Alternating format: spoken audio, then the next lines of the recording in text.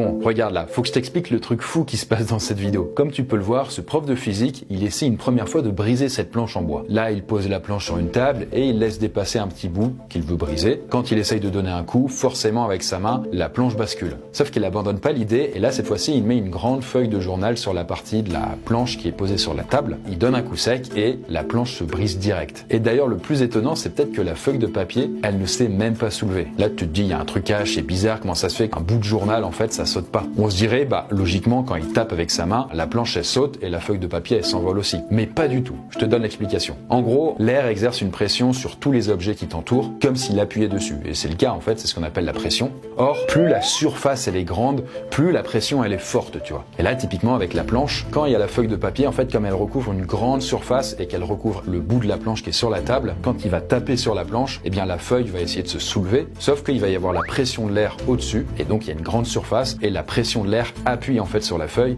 et ça l'empêche de décoller. Et donc la planche à ce moment-là se brise. En gros, c'est un petit peu comme un effet ventouse, tu vois. Mais ça marche parce que vraiment il appuie fort dessus. S'il appuyait tout doucement, là ça fonctionnerait pas.